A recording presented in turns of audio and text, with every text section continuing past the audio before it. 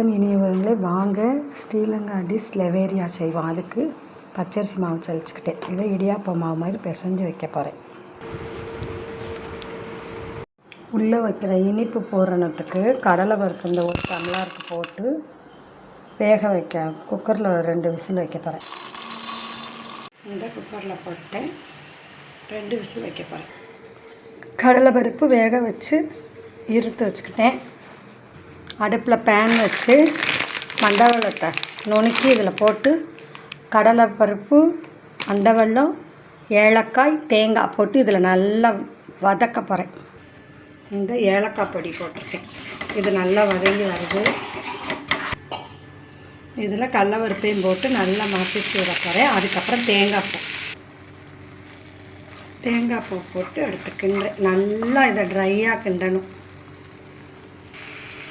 இதையே இப்படியே சாப்பிட்டா சூப்பராக இருக்குது. இந்த பக்குவம் போதும்னு நினைக்கிறேன். நானே இன்றைக்கி தான் புதுசாக செய்கிறேன். வாங்க எடுத்து மாவு இடியாப்பம் புழிஞ்சு அதுக்குள்ளே வச்சு அவிப்போம். இப்படி ஒரு கேரி பேக்கில் இடியாப்பம் புழிஞ்சுக்கிட்டேன். இதில் நம்ம இதை அப்ளை பண்ணி மடக்கி தூக்கி வைக்கிறேன். எப்படி வருதுன்னு பார்ப்போம். பூரணத்தை இப்படி இது உள்ளே வச்சுட்டேன். இதை மடக்கி இட்லி தட்டில் தூக்கி வைப்போம். ஸ்ரீலங்காவில் அப்படி செய்வாங்க. நம்ம ஊரில் இப்படி தட்டி இதுக்குள்ளே வச்சு மடக்கி மடக்கொலட்டைன்னு செய்வோம். ஞாபகம் இருக்கா?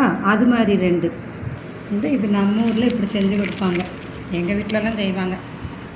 இந்த 2 விதமாக செஞ்சுட்டேன். போய் அவிச்சு எடுப்போம். வாங்க அவிப்போம். ரொம்ப நாளாக எங்கள் வீட்டில் பிள்ளைங்க கேட்டுகிட்டே இருக்காங்க. இன்றைக்கி தான் செய்ய முடிஞ்சு. எப்படி வருதுன்னு தெரில.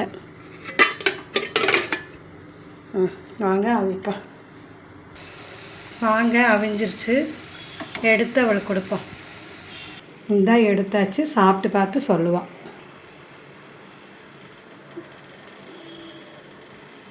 உப்பாகு சொல்லு. வாங்க சாப்பிட்லாம். எவ்வளோயா?